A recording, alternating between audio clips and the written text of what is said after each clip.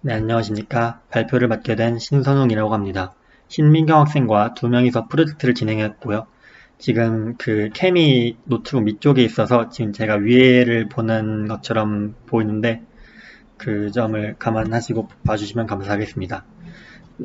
먼저 처음으로 이제 대회에 관한 설명, 그리고 두 번째로 데이터셋 로드, 세 번째로 이제 탐색적 데이터 분석, 네 번째로 피처 엔지니어링, 다섯 번째로 모델링, 그리고 여섯 번째로 앙상블, 그리고 일곱 번째로 저희가 그 점수를 올리려고 진행했지만 그 결과가 좋지 않았던 그런 시도들에 대해서 발표를 해보도록 하겠습니다.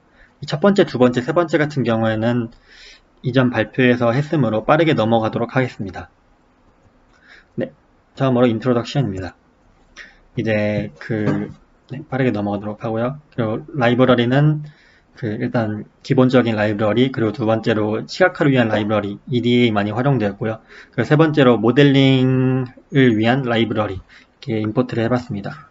그 다음 저번 발표에서 구체적으로 설명을 못 드렸던 WRMSS에 관한 내용인데요. 이 소식을 잘 보시면 분자에는 이렇게 식이 있고 분모에는 이런 식이 있습니다. 이게 RMSS라는 건데요. 그 WT는 실제 판매량이 얼마나 되는지 실제 값을 나타내고 WT 햇은 저희가 이제 모델로 예측한 그런 값들을 나타냅니다. 분자에는 식을 보시면 다른 이제 그 평가 산식과 비슷한데요. 왜냐하면 실제 값에서 예측 값을 빼서 이제 제곱해 준 것, 이거를 전체 그 로우 행들만큼 더해주는 그런 것들입니다. 하지만 이 분모의 식을 잘 보시면 이게 RMSS의 뒤에 있는 S, 스케일드라는 그런 걸 초점을 맞춰야 되는데요. 이게 그 제품 하나하나당의 그런 좀 특징들을 나눠줌으로써 자세히 들어가면 또 너무 설명이 길어질 것 같기 때문에 이런 식으로 해서 RMSSE라는 그 산식을 구합니다. 그런 다음에 WRMSSE는 W가 weight라는 건데요. 이 가중치, RMSS의 가중치들을 하나하나 곱하면서 최종적으로 WRMSSE를 구하는 겁니다. 그래서 이 WRMSSE가 좀 많이 나오는데요. 이제 그것들을 평균 내서 최종적으로 리더보드에 나오는 점수가 나오는 겁니다. 그래서 WRMSSE가 낮을수록 그 점수는 좋다고 할 수 있겠죠. 이것에 관한 이제 WRMSSE를 구하고 이거를 또 시각화를 하는 이런 코드를 한번 나타내 봤는데요. 이것에 관한 것도 나중에 한번 자세히 알려드리도록 하겠습니다. 그리고 우선 좋은 점수를 내기 위해서 전에 어떠한 이제 상위권의 랭커인 사람들이 어떠한 모델을 사용했는지를 좀 구체적으로 살펴봐야 할 필요가 있습니다. 이제 1위, 2위, 4위, 5위, 7위 같은 경우에는 라이트BM을 사용했습니다. 왜냐면 이제 피처가 너무 피처도 많고, 그리고 데이터들도 많다 보니까 빠르게 예측을 하기 위해서 라이트BM을 쓸 수밖에 없었던 것 같은데요. 네, 3위 같은 경우는 딥AR이라고 처음 들어보는 생소한 모델을 사용했고, 6위 같은 경우는 제가 어떤 모델을 썼는지 구할 수가 없었습니다. 네, 그 다음 데이터셋은 저번에 했으므로 넘어가도록 하겠습니다. 네, 그래서 간단하게 빨리 넘어가자면 이제 결집값들을 체크했고요. 그리고 이벤트 데이에 관한 시각화를 한번 해봤는데, 이 이벤트 데이는 이제 나중에 피처 엔지니어링 할 때 좀 유의미하게 봐야 될 게 각 이벤트 데이 날마다 사람들이 얼마나 많이 사고, 예를 들어 이 1위인 레이버 데이, 노동자의 날 같은 경우에는 4.16%인데 땡스기빙 데이 2.08%면은 사람들의 노동자의 날에 추수감사절보다 한 2배 정도 제품을 많이 산다, 이런 정도로 알 수 있었습니다. 그래서 나중에 피처 엔지니어링 할 때 피처에 이런 민 세일즈 값을 넣을 예정입니다. 스냅데이는 이제 다른 캘리포니아, 텍사스, 위스콘신마다 날짜들이 서로 다른 것도 확인을 해봤고요. 그리고 스냅데이에 합의나 하우스홀드 푸드 각 카테고리별로 얼마나 제품들이 많이 팔리는지에 관해 시각화도 한번 해봤습니다. 확실히 스냅데이가 음식에 관한 제품 할인을 해주는 그런 날이기 때문에 확실히 음식에 관한 제품들이 훨씬 더 많이 팔렸을 거라고 이렇게 시각화를 해봤습니다. 이게 그냥 스냅데이가 아닌 날에는 50%였는데 스냅데이인 날에는 푸드가 52.524% 좀 더 많이 팔린 걸 알 수 있었고요. 텍사스도 좀 비슷합니다. 네, 그리고 이 캘린더 플랫을 한번 출력해봤는데 이걸 보시면은 주말 이렇게 Monday, Tuesday, Wednesday, Thursday 이렇게 다 있는데 그 Saturday, Sunday에 확실히 노란색이 많죠. 노란색은 그 세일즈가 많이 팔렸다는 그런 건데 확실히 하이온 위켄드 이 주말에 가장 많이 팔렸고 그리고 하나 더 유심히 지켜봐야 할 게 2011년보다 12년, 13년, 14년, 15년 올라갈수록 뭐 미국인들의 경제 수준이 올라가는지 몰라도 더 많이 제품들이 팔린 것으로 알 수 있습니다. 그래서 실제로 저희는 2011년을 그래서 뭐 트레인셋에서 뺐더니 그 점수가 잘 나온 그런 경우였고요. 이런 걸 출력해보지 않았더라면 그렇게 할 수가 없었겠죠. 그래서 카테고리 플랜 딱히 의미 있는 거를 출력하지 못했고 그리고 하나하나 데이터들을 시각화해보면서 봤는데 별특치가 많더라고요. 그래서 이거를 그 0값이 많아가지고 이 0값을 어떻게 그 처리를 해야지 좀 점수가 올라갈까도 많이 고민을 해봤습니다. 네, 지금까지 전 발표에서 장황하게 설명드렸던 그런 내용들을 압축해서 설명해 드렸고요. 네 번째로는 피처 엔지니어링입니다. 저희는 트리 모델에 이 피처들을 넣을 거기 때문에 좀 특별한 방법을 사용했는데요. 멜팅이라는 함수입니다.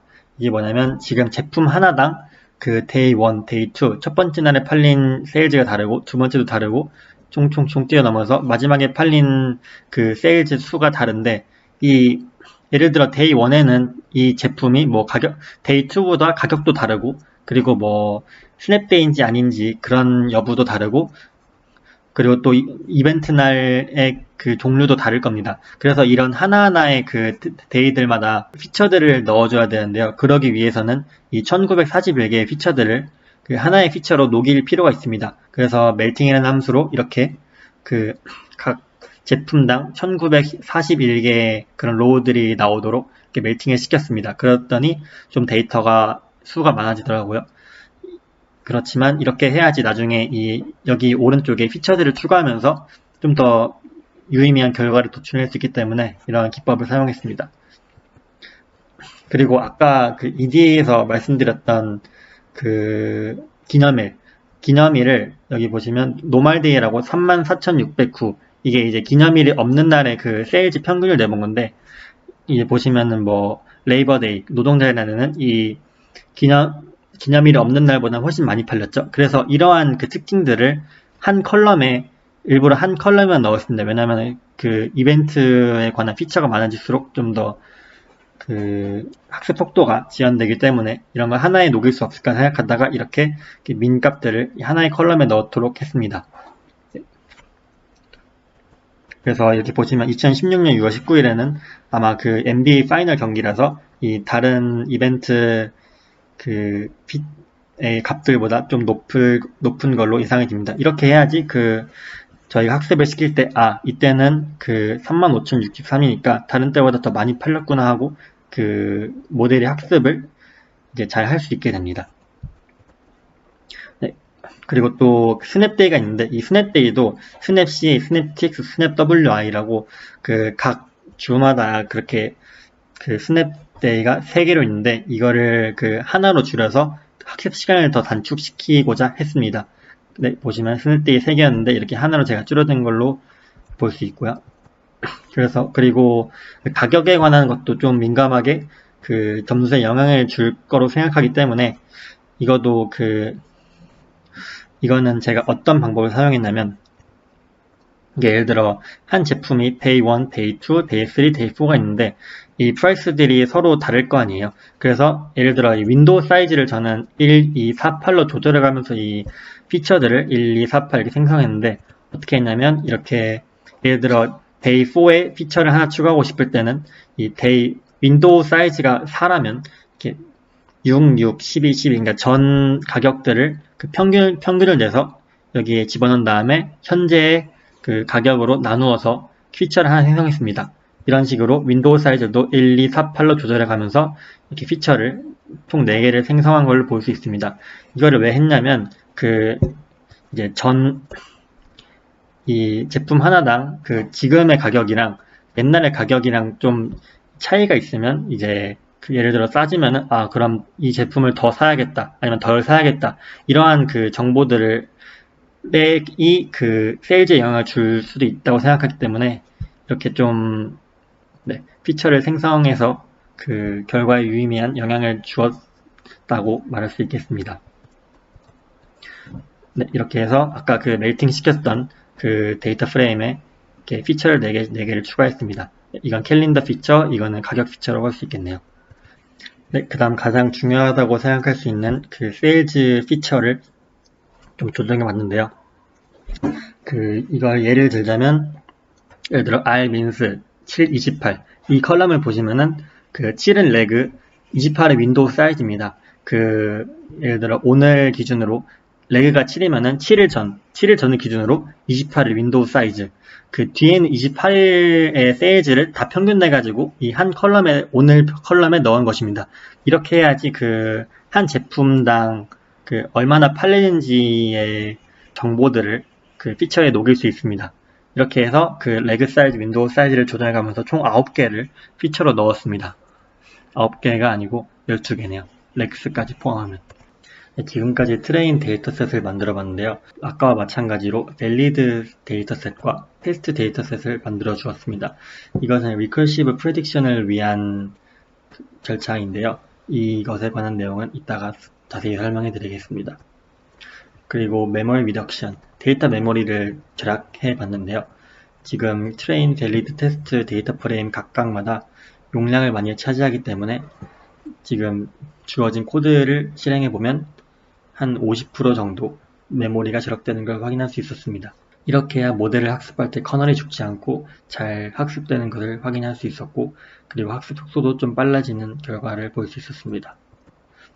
이제 본격적으로 모델링에 들어가기 앞서 먼저 타임 시리즈 모델링부터 설명해 드리겠습니다. 저희는 트레인 데이터셋을 84개 그리고 밸리드 데이터셋을 28개로 놓고 학습을 해봤는데요. 이 밸리드 데이터셋은 퍼블릭 LB와 동일합니다. 1914일부터 1942일까지. 그리고 총 3490개의 로 행들 중에 4개를 뽑아서 시각화를 해보면서 예측을 잘 했는지 평가를 해보았습니다. 처음으로 시계열 예측 모델 방법 중 가장 기초적인 심플 무빙 에버리지 이동평균 모델입니다. 이거는 뒤에 있는 30개를 평균내서 내일 가격을 예측하는 그런 단순한 구조고요.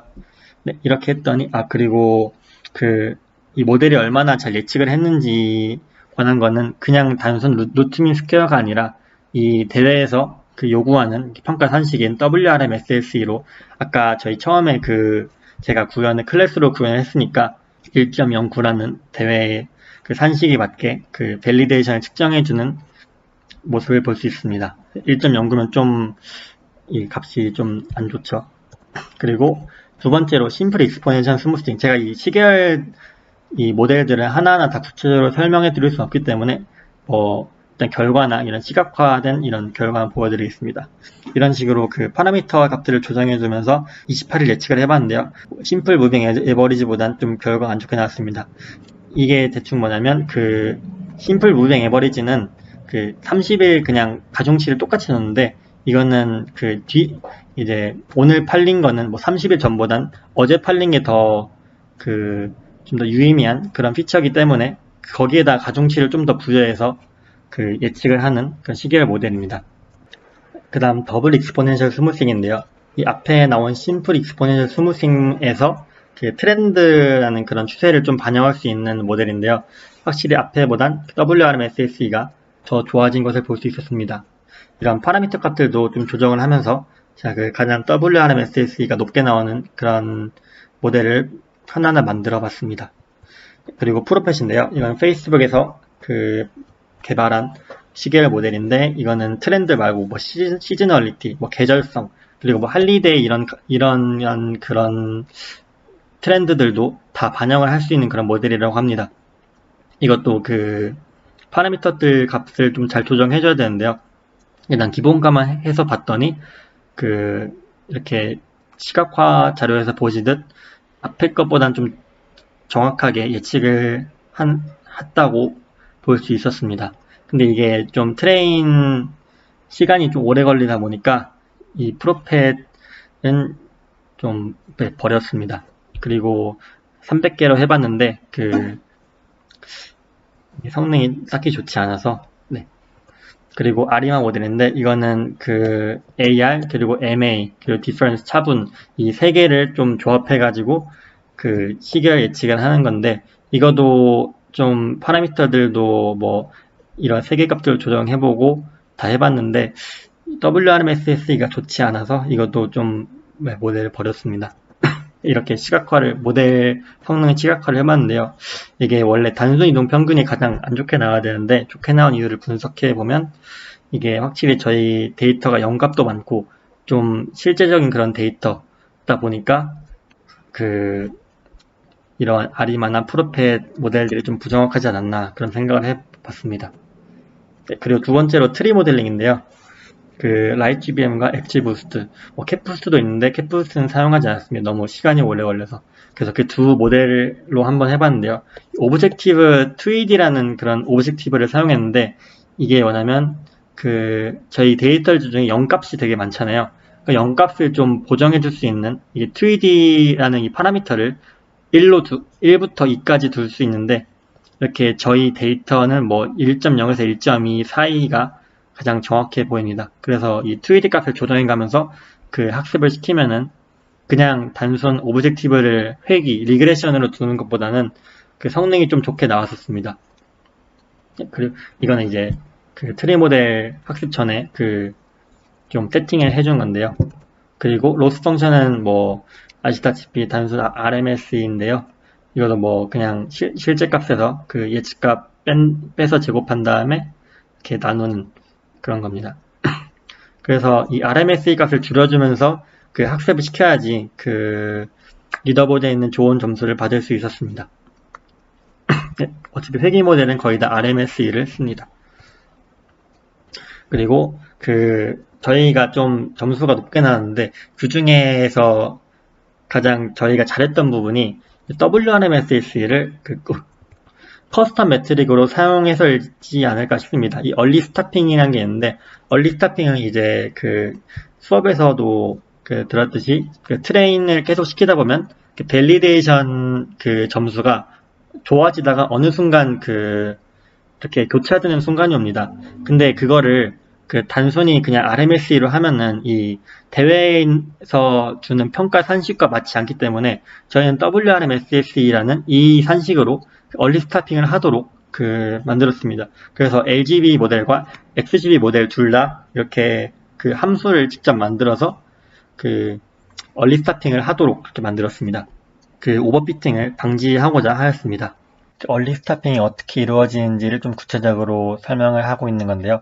이렇게 WRMSSE가 트레이닝을 할수록 점점 줄어들다가 점점 늘어나는 경우를 체크해서, 예를 들어 102번째 WRMSS가 0.57인데 만약에 얼리 스타핑 라운지를 3으로 두면 이 뒤에 세 번째 있는 이것과 비교해서 105번째보다 더 낮음으로 여기서 트레이닝을 멈추는 이런 결과를 낼 수 있었습니다. 트레이닝을 하기 전에 데이터들을 먼저 나누어 줬습니다. 앞에 있는 4년치와 플러스 28을 더해서 56일치를 트레인 데이터로 놓고, 그리고 퍼블릭 LB와 동일한 28일을 밸리데이션 셋, 그리고 프라이빗 LB와 동일한 28일을 테스트 셋으로 두었습니다. 이 라이트GBM과 XGBoost 트리 모델은 하이퍼 파라미터에 굉장히 큰 영향을 받기 때문에 학습 전에 튜닝을 해줘야 할 필요성이 있었습니다. 그리드 서치나 랜덤 서치 같은 기법들이 있는데 저희는 최신 기법인 옵트라라는 모듈을 통해서 하이퍼 파라미터 튜닝을 진행하였습니다. 학습률, 그리고 2D 파워, 입사기 수, 그리고 한 입사기에 들어갈 수 있는 최소 데이터 수 등등 하이퍼 파라미터들의 범위를 지정해주고 모델을 돌리면 알아서 이 옵트나라는 모듈이 학습을 시켜줍니다. 저희는 12번째에서 가장 WRMSSE가 작게 나오는 값을 얻었는데요.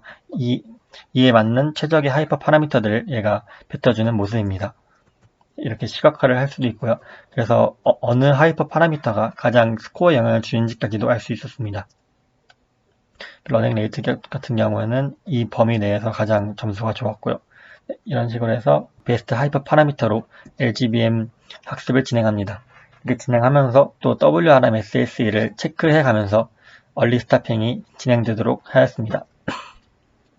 그리고 라이트비행 같은 경우는 카테고리컬 피처를 나누어져 가지고 따로 원활 인코딩이나 레이블 인코딩을 할 필요 없이 이렇게 그냥 카테고리 변수로 바꾼 다음에 이렇게 변수명만 넣어주면 알아서 얘네들이 뭐 학습을 더 잘해줍니다. 이렇게 해서 총 12개의 WRMSLC 값을 얻을 수 있었는데요. 실제로 리더보드에서는 이 12개를 평균 낸 그런 값으로 아마 올라갈 것이고, 이렇게 레벨 1부터 12까지 이런 웨이트 값들이 서로 다른데, 이런 식으로 웨이트 값들의 그 RMSEC를 곱해서 출력이 되는 그 WRMSEC 최종값을 구할 수 있었습니다. 이렇게 해서 뭐 주황색은 실제값, 그리고 초록색 값은 예측값, 예측을 좀 잘 하는 것을 확인할 수 있었습니다. 이제 LGBM 학습이 끝났으므로 그 실제로 프라이빗 LB를 제출하기 위해서는 예측을 해야 되는데, 이 1942일부터 1969일까지를 예측을 해야 됩니다. 이게 최종 과제죠. 근데 문제점이 있었는데, 이 1969일 같은 경우에는 피처를 만들 때 세일즈 레그 윈도우 피처를 만들었죠. 예를 들어 이 7일 전 데이터를 피처에 넣었는데, 이 7일 전 데이터는 사실 주어지지 않은 세일즈입니다. 그래서 이 리커시브 프레딕션 모델을 사용할 수밖에 없는 게 1941일치 값을 이용해서 저희가 학습한 LGB 모델을 사용하면 이 뒤에 있는 1일치 1942일치를 얻을 수 있었습니다. 이런 식으로 1일 1일마다 계속 예측을 해야지 1942일에 있는 세일즈에 저희가 예측한 값을 이용해서 이 1943일의 1일 전 1942일에 그 세일즈를 피처로 사용할 수 있기 때문입니다. 그 다음에 XG 부스트도 LGBM과 비슷하게 했는데요. 이거는 그 카테고리컬 피처를 설정할 수가 없어서 레이블 인코딩을 사용하였습니다. 이것도 동일하게 하이퍼 파라미터 튜닝을 오프투나를 통해서 진행을 해봤고요. 이런 식으로 베스트 하이퍼 파라미터를 찾은 다음에 이거를 이용해서 또 XGB를 튜닝한 모습입니다. 그래서 이렇게 동일하게 WRMSLC 값을 구해봤고요. 그리고 LGB와 마찬가지로 리커시브 프레딕션 모델을 또 사용했는데, 이렇게 보시면 1일치마다 쭉쭉 예측을 하면서 프라이빗 제출 파일을 만들었습니다. 그 다음 저희가 사용한 모델을 좀 정리해봤는데, 이런 타임 시리즈 모델 5개, 그리고 디시전 트리 모델 3개, 그리고 NM 모델, 뉴럴 네트워크 모델 2개 이렇게 해봤는데, 여기서 타임 시리즈 모델 2개와 디시전 트리 모델 2개를 앙상블해서 이런 4개의 모델을 활용해서 최종적으로 나온 점수가 퍼블릭 LB가 0.531 정도가 되는데요. 좀 더 구체적으로 들어가 보자면 이 심플 무빙 에버리지, 더블 익스포넨셜 스무싱 이 2개의 타임 시리즈 모델 2개, 그리고 LGB, XGB, 디시전 트리 모델 2개를 서로 다른 가중치를 더하면서 퍼블릭 LB 스코어를 계속 확인하면서 측정한 결과, 가중치가 심플 무빙 에버리지 0.1, 더블 익스포넨셜 스무싱 0.1, LGB 0.7, XGB 0.1일 때 0.53092 등으로 퍼블릭 LB가 가장 좋게 나왔습니다. 이걸 기반으로 프라이빗 LB도 동일한 가중치를 두어서 제출할 수 있겠죠. 이렇게 동일하게 가중치를 두어서 제출을 해봤더니 좀 좋은 결과가 나올 수 있었습니다. 프라이빗 스코어로 0.54 정도 나왔는데요. 실제 케글 대회에 나갔으면 한 18등, 19등 정도 했을 것 같습니다. 5,500 팀들 중에. 이외에도 저희가 점수를 높이기 위해 좀 시도했던 다양한 방법들이 있는데요. 이것도 공유를 해드리도록 하겠습니다. 이 캘린더 피처를 아까 이벤트 데이와 스냅 데이를 원하드 인코딩이랑 레이블 인코딩을 해서 학습을 시도했는데 그렇게 좋은 점수를 받지는 못했습니다. 그리고 또 예를 들어 6월 1주차, 2주차, 3주차, 4주차가 있는데, 이거를 뭐 한 주씩 나누어서 뭐 1주차에는 1을 넣고 2주차에는 2를 넣고 해서 피처를 새로 만들어서 해봤는데, 이것도 좋게 나오진 않은 것 같습니다. 사람들이 뭐 1주차에는 월급을 받아서 더 많이 살 줄 알았는데 그게 아니었더라고요. 그리고 레그 피처를 아까 세일즈 레그와 윈도우를 바꿔가면서 했는데, 이 레그를 7, 14, 28로 넣었는데 1, 7, 14, 28로 학습을 했는데 리커시브 예측에는 성능이 좋지 않게 나왔습니다. 그리고 윈도우 사이즈를 C, 24, 28, 60을 더 추가해서 학습했는데 이건 성능이 좋진 않았고요. 그래서 최종적으로 7, 14, 28 둘 다 이렇게 세팅을 했을 때 가장 성능이 좋았습니다. 그리고 트리 모델링을 좀 구체적으로 들어갔을 때 오브젝티브를 2D가 아닌 그냥 RMS 위와 포이즌, 이 포이즌이라는 것은 2D 베리언스 파워가 1.0일 때만인데요. 이 포이즌으로 학습시켰을 때도 이 3D 베리언스 파워를 바꿔가면서 할 때보단 성능이 좋진 않았습니다. 그리고 저희가 WRMSAC 커스텀 매트릭을 LGB랑 XGB 둘 다 만들어서 사용했는데요. 이것 없이 그냥 그냥 RMSE로 얼리 스타핑을 시도하거나 아니면 그냥 얼리 스타핑 없이 학습을 시켰을 때는 좀 점수가 덜 좋게 나왔습니다. 실제로 M5 포캐스팅 태그 공유된 코드, 좀 높은 코드를 보면은 저희 같이 이렇게 만들지 않고 그냥 아마 이터레이션을 1000, 2000, 3000 이렇게 바꿔가면서 학습을 시켰었던 것 같았습니다. 그리고 세 번째로 트레인셋을 4년 플러스 58일치가 아니라 그냥 단순 4년치나 5년치로 했을 때도 성능이 좋아지진 않고요. 그리고 옵트나로 하이퍼 파램서 튜닝을 할 때도 이때도 이제 얼리 스타핑을 사용했는데 이거를 사용하지 않았을 때보다 성능이 좋게 나왔었습니다. 그리고 신경망 모델을 한번 사용해 봤는데 RNN, LSTM 이런 게 확실히 시계열 모델의 성능이 좋다고 알려졌으나 저희가 했을 때는 학습 시간 대비 성능이 좋지 않았었습니다. 그리고 시계열 데이터, 시계열 모델, 트리 모델, 신경망 모델 3개를 합친 것보다 그냥 시계열 모델이랑 트리 모델을 합친 결과값이 더 좋게 나와서 그냥 신경망 모델은 버렸습니다. 네, 이렇게 해서 발표를 마치겠고요. 네, 마지막으로 조금 더 아쉬웠던 점은 지금 CV를 밸리데이션 퍼블릭 LB를 밸리데이션으로 놓고 얼리 스타핑을 진행했는데 28일보다 앞에 있는 28일 또 28일 순으로 한 CV를 한 5개를 둬가지고 평균을 내서 하면은 좀 스코어가 올라갔지 않을까라고 생각을 해봅니다. 근데 이렇게 하려면 또 WRMSAC를 여러 개 만들어줘야 하고 시간도 오래 걸리는 단점이 있기 때문에 일단은 시간 관계상 그것까진 진행하지 못했고요. 네, 발표 들어주셔서 감사합니다.